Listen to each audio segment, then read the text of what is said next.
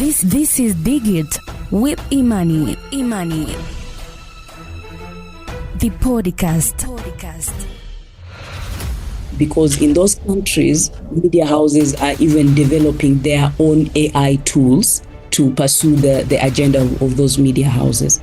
So let's take a look on policies. Probably thought that these were real pornographic videos of Taylor Swift. Journalists will continue to, use AI unethically for monetization. Back to the question of what can be done. It's because journalists are not able to make money from their profession, and that is true.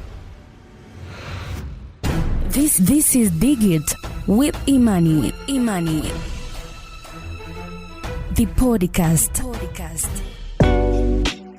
Hi everyone, and welcome to the second webinar in our series brought to you by Tech and Media Convergence under the Women at Web program. Our mission is to provide solution and educate journalists and media houses on how to write better stories about gender-based violence.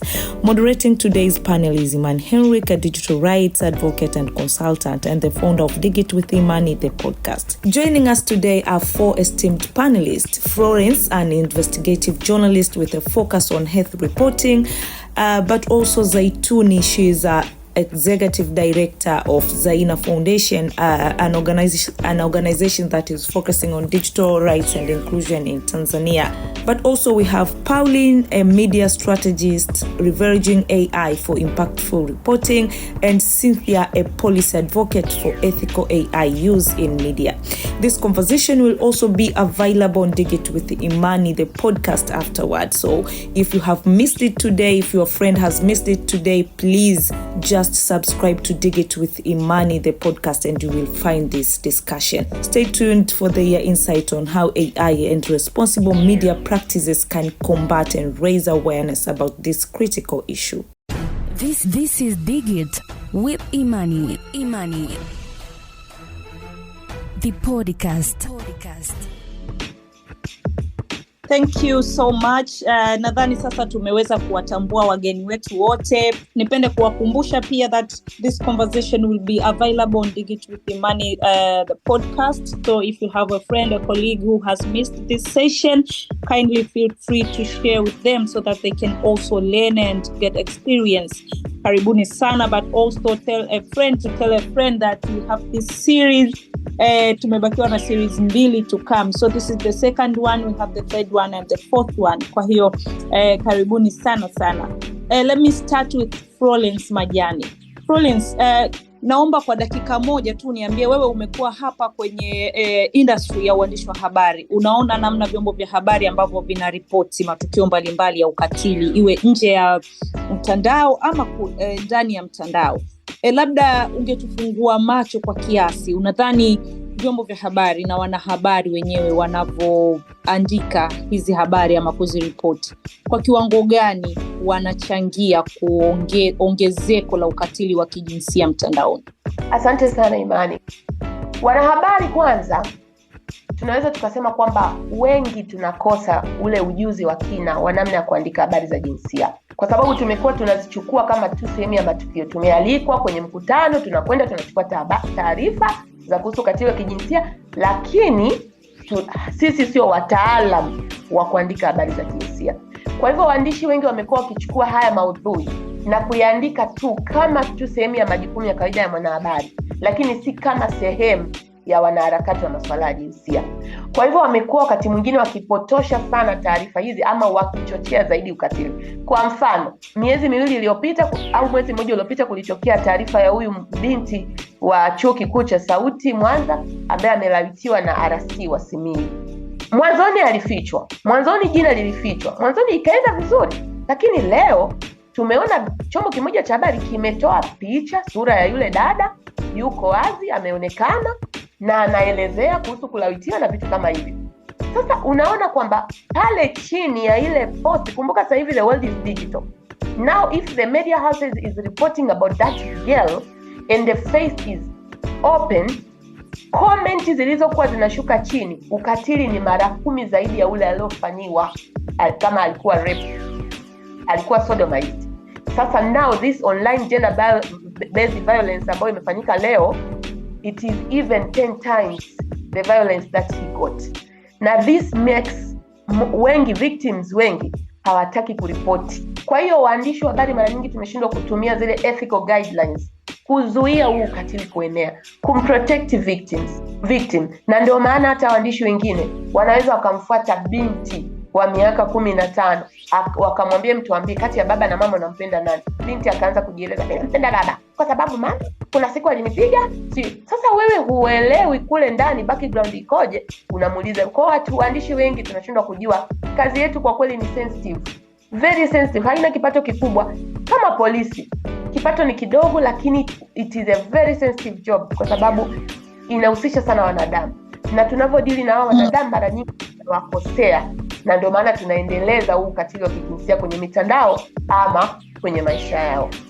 Asante sana Florence, nilitaka utuweke hapo tuwe pamoja kwa sababu wazungumzaji wote naamini tunaelewa mada ambayo tunajadili leo, ambayo ni kwa namna gani tunaweza kutumia akili mnemba ama akili bandia wengine wanavyoita kwa ajili ya address media amplified instances of technology facilitated gender based violence. Pauline, are you there? Yes, Imani, I'm here. On your perspective, how can media organizations leverage AI to enhance their reporting on technology-facilitated gender-based violence, and what ethical considerations should they keep in mind? I want to start by talking briefly about how the media generally in East Africa has been reporting cases of online violence against women specifically. We did a study with the DW Academy. The study looked at traditional media reporting on online violence against women in Kenya, Uganda, Tanzania, and Rwanda. So in that study, we looked at 137 media stories from radio, TV, and newspapers. But because one of the things that's going on is that media houses do not take online violence seriously, most of these reports were published on their digital platforms, on their websites. So I'm going to be picking examples from what we learned in that study to talk about what could be done by the media houses. And I'm also going to just pick and emphasize this one point that AI is a tool that everyone can use. Beyond the media, everyone else is using AI, whether they know it or not. Now, I have a feeling that the media sector has not started dealing with AI, especially in the region where we are in East Africa. We have not started dealing with AI to the extent that media houses, say in Europe and in the US, are dealing with AI. Because in those countries, media houses are even developing their own AI tools to pursue the agenda of those media houses. Now, back to the question of what can be done. I think the most obvious thing which has already been shared is the issue of leveraging AI tools to improve the quality of reports that we do on online violence against women, or just online gender-based violence in general. And for me, the two key areas that we can leverage artificial intelligence, one has been discussed, which is improving research to back up the reports that we do on online violence. Now, we are moving from this age of search engines, basic search engines like Google, to AI tools that can give you more intensive reports. Like if you key in a search onto ChatGPT and just ask how many cases of online violence have happened in Tanzania over the last 1 year, you will get that answer faster than doing that on Google, and then you have to read different articles. So we can leverage artificial intelligence to improve the quality of media content through research. The other thing, back to the study that I mentioned, one of the things that we found out was problematic when it comes to how the media reports is the quality of verification of images. Now, when it comes to online violence that relates to nudity, so sex tapes, for instance, and nude photographs. We found that the media did not have the capacity to verify whether those images were real or they were fake. And that's a problem, especially in this age of deep fakes that are facilitated by AI. If you can remember, just a few months ago, I think maybe in April or late May, AI facilitated deep fakes of Taylor Swift, pornographic videos of Taylor Swift to be precise. And these videos were circulating on Twitter especially. And within 17 hours, it said that around 400 million people had viewed the fake Taylor Swift porn videos. And so what happened is Twitter decided to block the search for anything Taylor Swift. So if you went on Twitter around that time and tried to search Taylor Swift, you'd get an error message. But I suppose that many of those 400 million people probably thought that these were real pornographic videos of Taylor Swift. Like the ordinary people in the audience, the media has the same problem, that if today a nude video surfaces or a sex tape surfaces or some nude photos, they will not know whether this is real or not. And the predicament is that for the most part, the media picks these stories when prominent women are involved. Now you find that there's a certain female MP and there's a sex tape.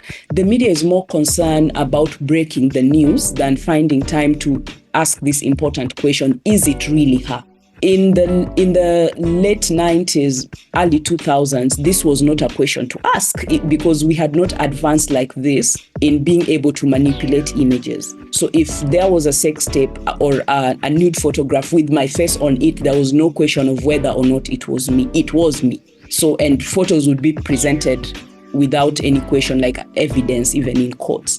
But this is not the situation. So what the media needs to do, I want to propose, is to start leveraging some of these tools that can help you to verify whether an image is real or fake, whether an audio is real or fake. And these tools are available, and some of them are even available for free. So if the media can start moving in that direction to tap into these tools. That aside, before we even talk about them being able to tap into those tools, is the question of is the media fully aware of what's going on in that sector, in IT? How informed are media practitioners about this thing? If the media is not fully aware of what the danger is, and when we did this research as of 2011, when we 2022, I guess, when we published this study in May, the state of affairs generally in the region was that the media did not think that online violence is serious. Because the questions that we were talking to journalists in their different categories, editors, reporters, producers, and all calibers of people in the media. And there seemed to be this narrative that, why would we take this thing seriously when there is no blood? Who is getting hurt? How are people getting hurt? We are not seeing scars. No, it's just this. So they treat it as something very trivial. And you see that manifesting in the fact, for instance, that most of those stories end up in their digital platforms, and they're not like in front pages of newspapers. Most of these stories are late night. So for me, as I wind up this, I want to say that the media needs to educate itself, first of all, on just the basics of online violence and the seriousness thereof. And then we can now start graduating into dealing with AI, because what AI is doing is just amplifying the scale of what is already happening with our digital platforms. So if we have, for instance, on Twitter, when Elon Musk was buying Twitter, one of his concerns was the number of bots that are there who are not real people, and those had to be removed. If a nude photo is released online, it can go viral faster if the bots are circulating those images than if they're being circulated manually by people. So it's good, I want to say, for the media to start tapping into what AI is actually doing in this space and time. Thank you. Thank you very much, Pauline, for answering this from the research perspective. And I'm glad that at least DW started to implement some trainings to journalists on how to really effectively cover this kind of stories. And I'm glad that you mentioned this and you are among the brains behind the research, because I'm the trainer on this matter. I'm glad to know this. This is Dig It with Imani. The podcast. Cynthia, are you there? Yes, I am. So let's take a look on policies. What role do you see policy development playing in guiding the ethical use of AI in media to address technology-facilitated gender-based violence? And what key elements should such policies include? Okay, so I think it's a tricky question because from my perspective, I believe like media... Probably we should start yes. there. Absolutely. So I think,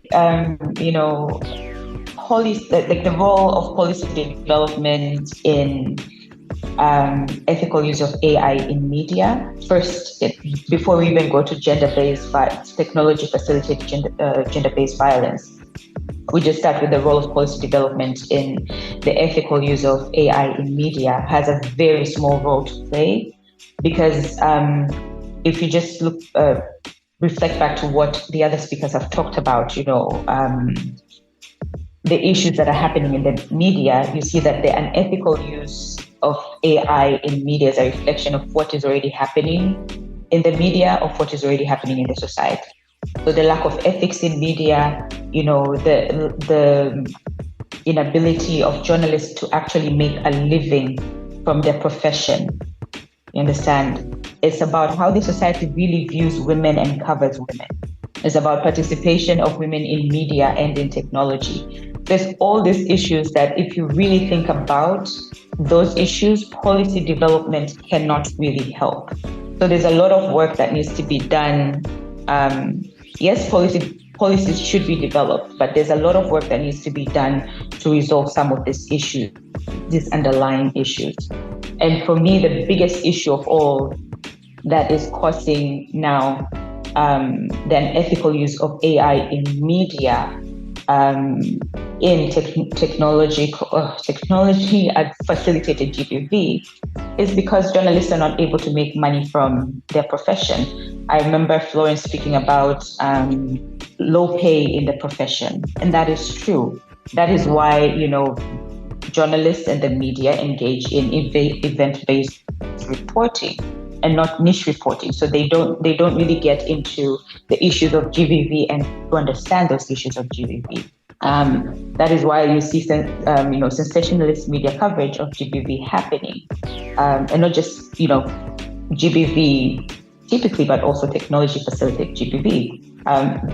Something that Pauline has said about journalists didn't think online GBV was even an issue because there's no blood. Because listen, something that doesn't have blood will not get us reach. Something that will not get us reach will not get us advertisements. Again, it comes back to the issue of profits. So a lot of work has to be done, even while policies are being developed. A lot of thinking has to be done in how to support the media sector to actually make money. Because if that is not resolved, journalists will continue to, use AI unethically for monetization. They will continue to be used to use AI for opinion manipulation, for reach, and of course, something that one of the speakers said about, they don't know better. They don't know if this picture is real, or if it's a deep fake, or if it's not. So there's a lot of work that has to be done around that. Now, in terms of policy development, I think if we were to go down that route after some of these issues have been solved, and I know it's not a linear process, some of these issues will be resolved concurrently as policies are being developed, as we're already seeing a lot of policies are being developed around AIs and frameworks of AIs and etc. I think the biggest issue that needs to be looked at is one, inclusion.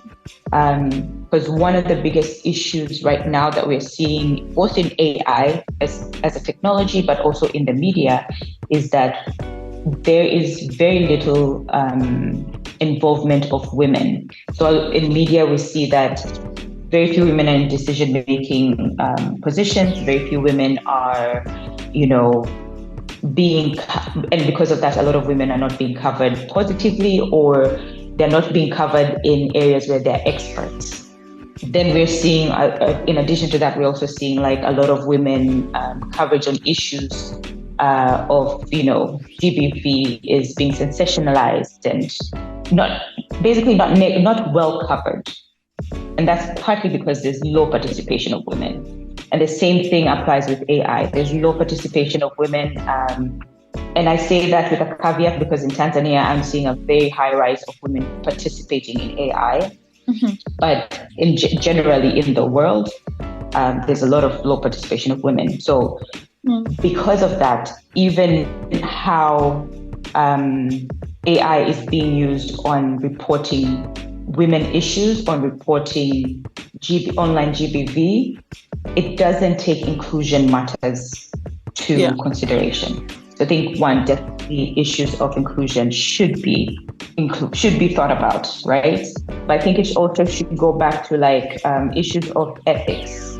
I think ethics will have to come to a point in policy development where it is for regulation. There is guidelines for media ethics, but then there's also in how it's using AI, but there's also like government laws that penalize people who misuse it. And I think basically in Tanzania, that's what is already happening, just because the media is one of the most, heavily policed sectors. The government takes a heavy hand on the media. And I realize that kind of comes with issues of media freedom that will come up. But I think there's big issues on ethics and core regulations that need to be covered in policy development. Key issues right now, I would say 1, ethics and core regulation, 2, inclusion, and I think privacy will be heavily handled in that as well. Thank you so much, Cynthia. That has been very, very insightful. Let's learn from you if you have come across any successful initiative where media and technology have come together to address these issues, and maybe what lessons can be learned from these cases for future efforts. Okay, so I mean, I have 3, and I'm going to use one. One is me tooting my own horn and the work that we're doing. So forgive me.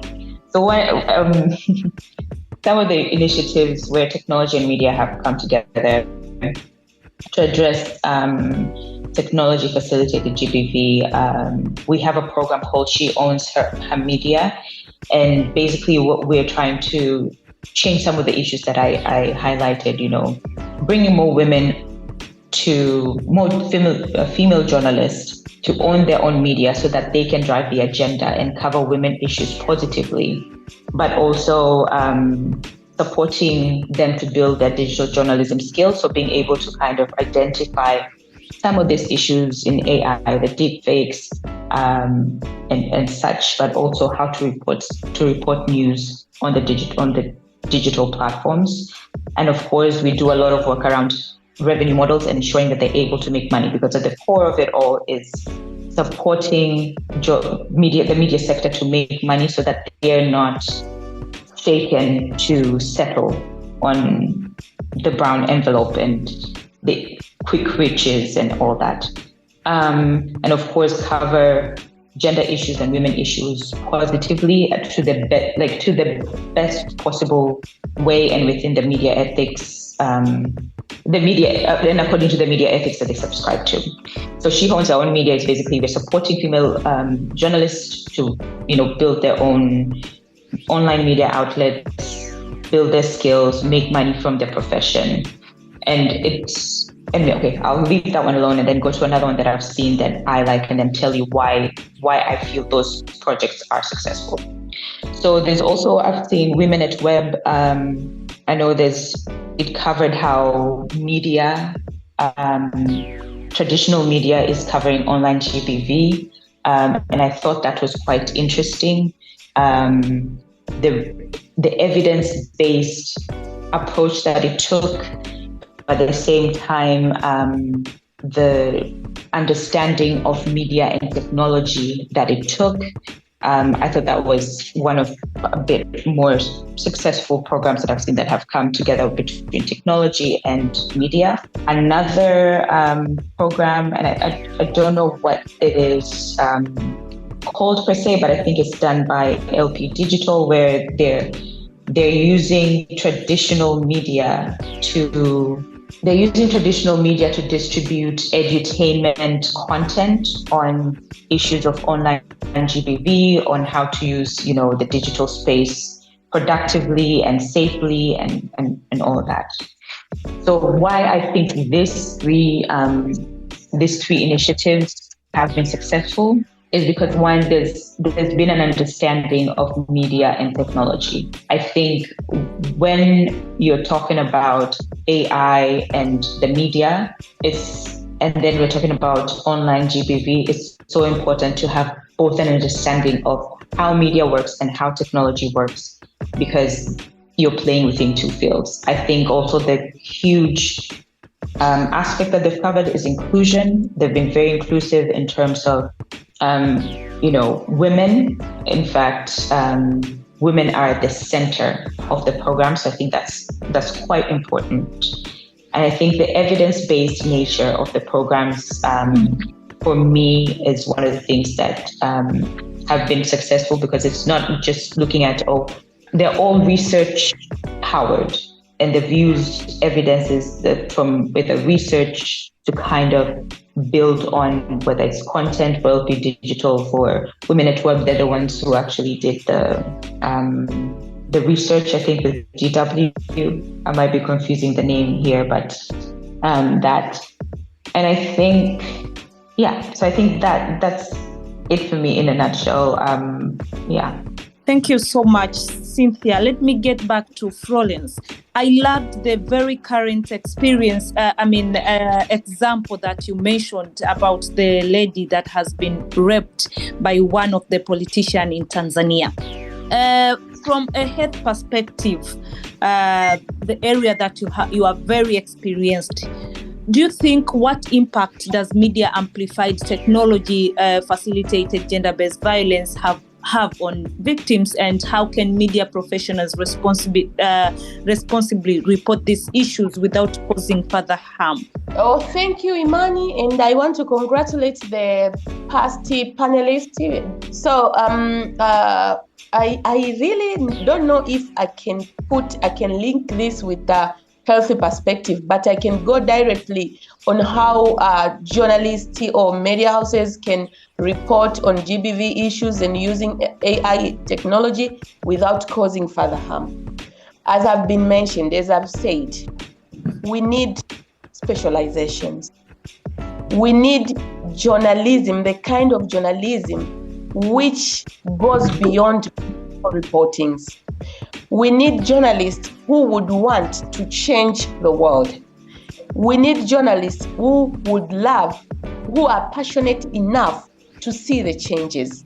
The problem with the media industry in my country, in my lovely country, is journalists will just want to go to events. They love events. They love training. When they go into those training, they are waiting for what they will be paid for. Yes, organization can do events for their own intention. Journalists can be paid. But I really want to see my fellow journalists. They do journalism with passion. I really need to see them practice journalism, persistent and perseverance, waiting for the best results.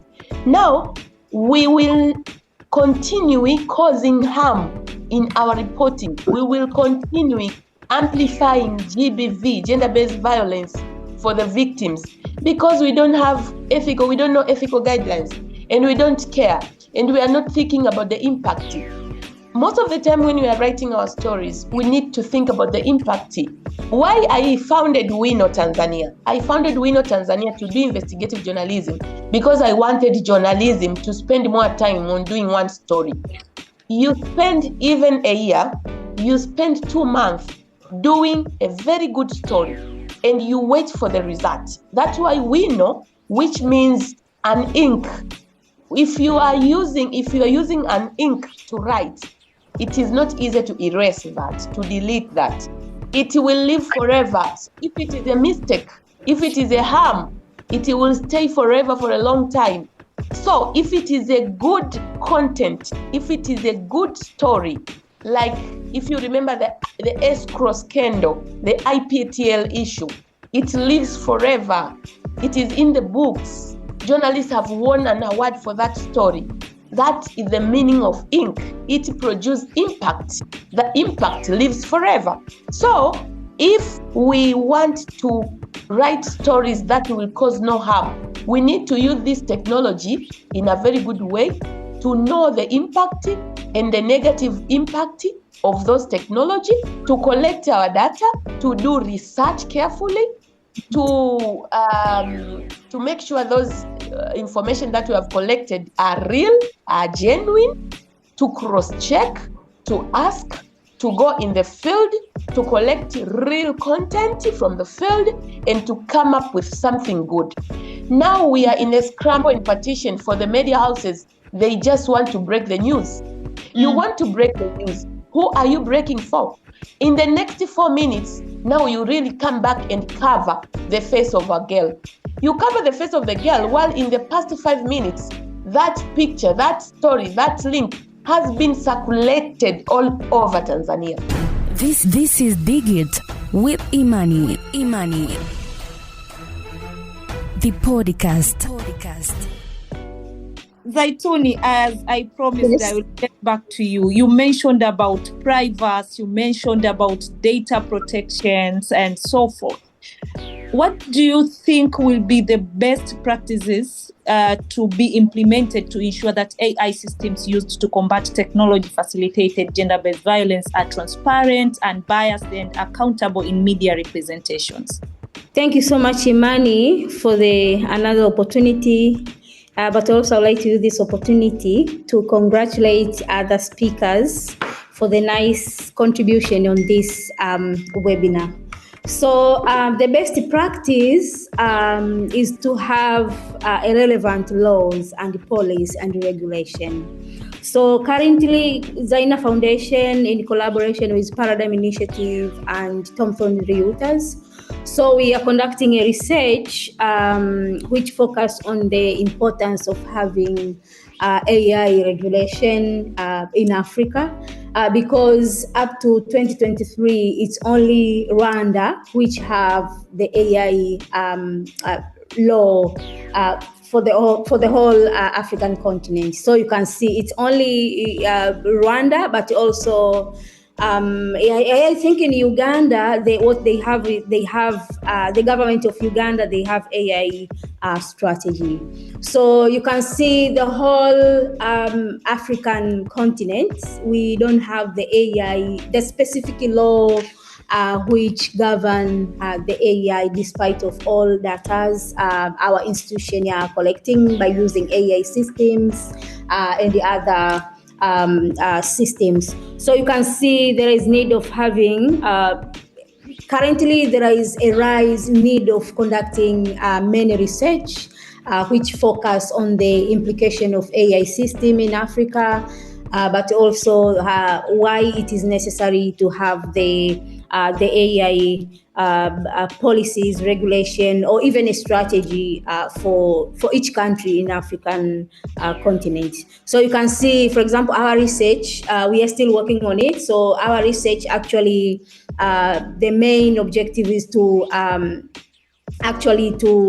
push or to advise policymakers and policy developers to know that there is importance of having this the framework which is basing only on AI. So currently, for example, most of the African countries, including Tanzania, Kenya, I see South Africa, and almost many countries in Africa, they have a data protection act, but we don't have the AI act in African continent. So you can see there is a confusion. People, most of the digital rights activists or internet governors or internet defenders, we think that maybe if you only have the data protection act, it is enough for the country to be safe, or it is enough to have a best practice in AI ethics within a specific country. But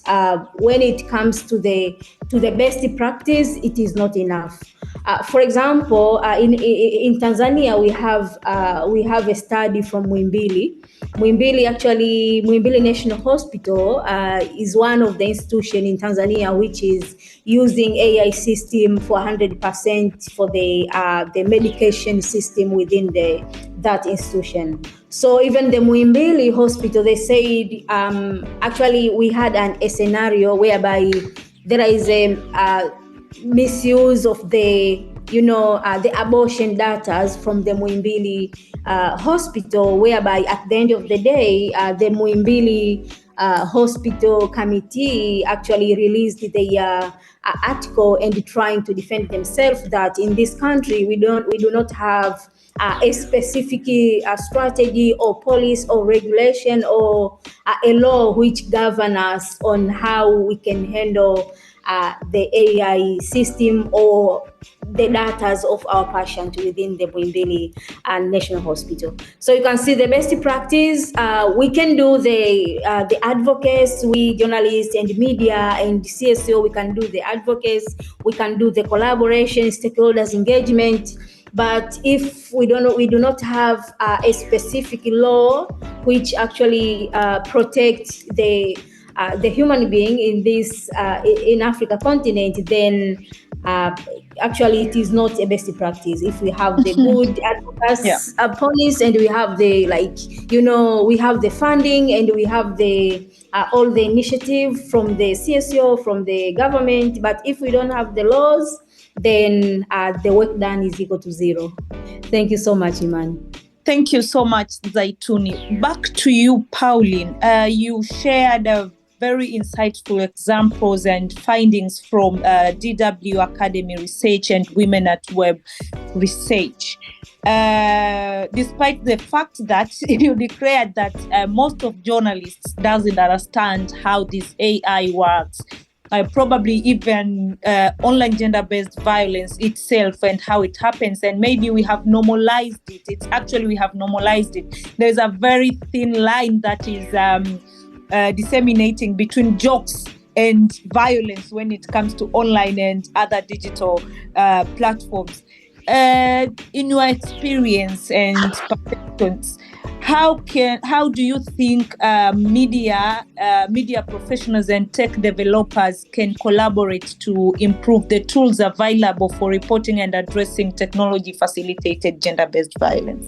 Thank you very much, Imani, for that question.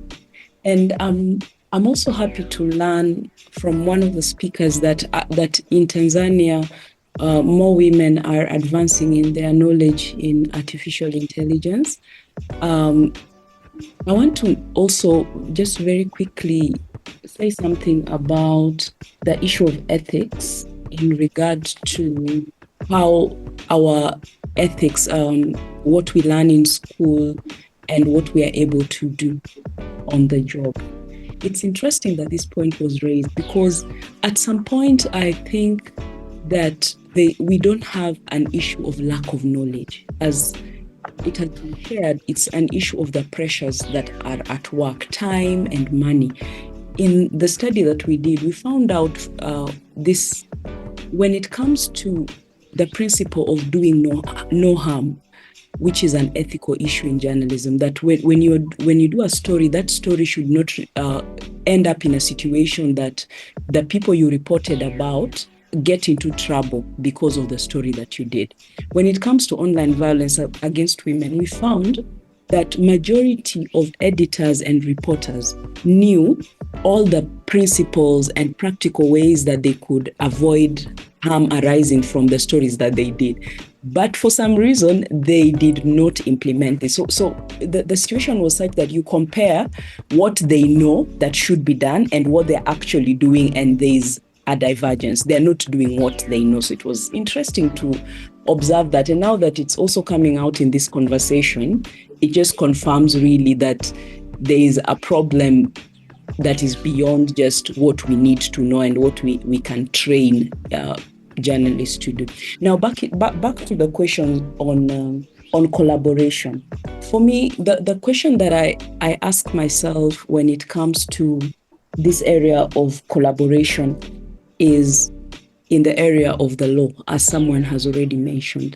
Because when I look at even the policies that we have within our local media houses, you look at editorial policies, you look at the policies around human resource and how violence is dealt with within our media houses, we are still dealing at a very basic level. Most media houses do not even have editorial policies. The big ones do.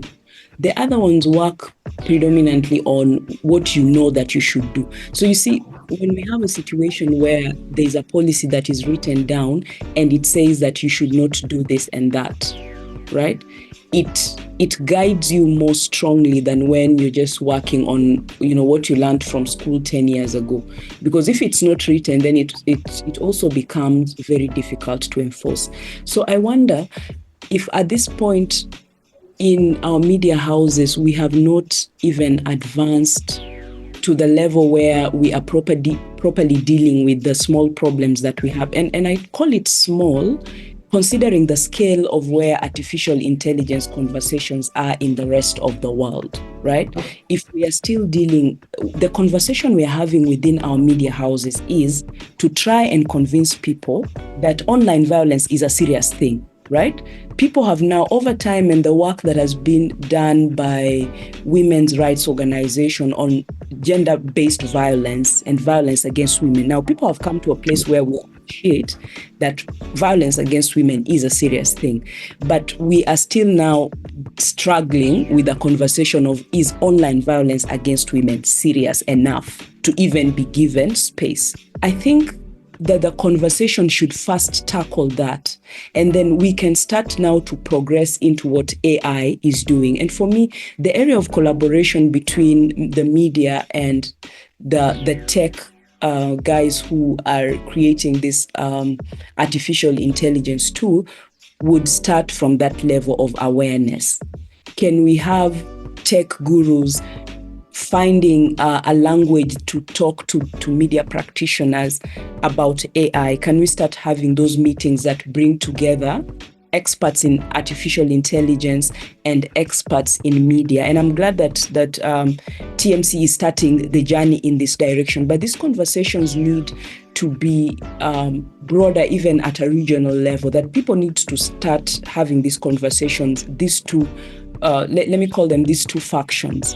Because if tech is dealing on this side and the media is just receiving the outcomes and the benefits, the good and the bad effects of what is happening in tech, and they're so disconnected in the area of knowledge, we are not working collaboratively with them. So I want to suggest that we need to start finding avenues for tech companies to merge more with the media in the area of just creating basic awareness. And when I say it like that, it might look like it's something out there that we might want to, start creating this big project. I want to recommend that we start informing the journalists in our circles about free courses. There are very many free courses these days on platforms like Coursera. We have edX. Even on YouTube, there are people who do courses to just start learning more about artificial intelligence and what it means, not just for their work, because one of the things we've established from this conversation is that AI is all over the place. It affects every area of our lives. Even a cook, someone said, even a cook needs to know how AI is affecting their work. And journalism has a major contribution to our lives. So So journalists need to plug into what is happening in the area of AI. And as I close my remark, I want to encourage us to reflect on the phenomenon that AI has become as we have these conversations in the media sector with what literacy meant in the early 90s. I was having this conversation with my mom recently. She was trying to buy something online in Kenya. And she called me and she told me, she sent me links. She said, I would like to buy these things. And I gave her the guidance, say, download this app, go on your Google, do this, do that. And she was like, no, just buy it for me. So it became this conversation. And at some point I was explaining to my mom and telling her, you know what, we are getting to a point where you need to learn the basics. I know you're not online all the time, but you're going to have to learn the basics of how some of these things work. And it made me think about what it meant to be literate in the 90s. People were at the level of we need to know how to read and write and do basic math. In the future, we are coming to a place where everybody, not just journalists, might need a very basic working experience and knowledge of what artificial intelligence is and how it works.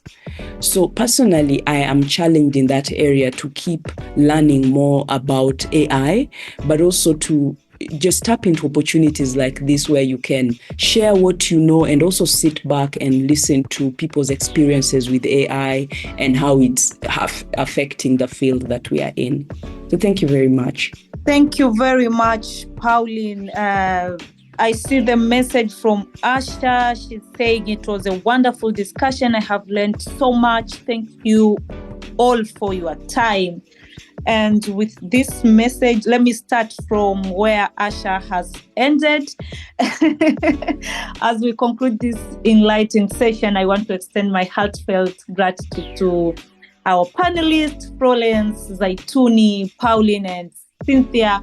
Thank you so much for sharing your invaluable insights and the intersection of AI, policy development, and media in addressing technology-facilitated gender-based violence. For sure, your expertise has illuminated these critical pathways for journalists and media houses to report more responsibly and effectively on these pressing issues. I would love to thank all of you for joining and for engaging. But I would love to remind you that this conversation doesn't end here. You can revisit this discussion on Dig It with Imani, the podcast. It will be on air on 15th of this month. And you can share your topics, your questions. If you didn't ask here, you can share your experience and thoughts there. We would love also to keep receiving your messages. But also you can visit Women at Web, Instagram, Facebook pages, X, or LinkedIn, and just ask your questions, share your thoughts. That's so. Otherwise, thank you so much for joining, and let's meet on the next or third webinar on these matters. Thank you so much, and I wish you the nice evening and enjoy your weekend. This is Dig It with Imani. The podcast.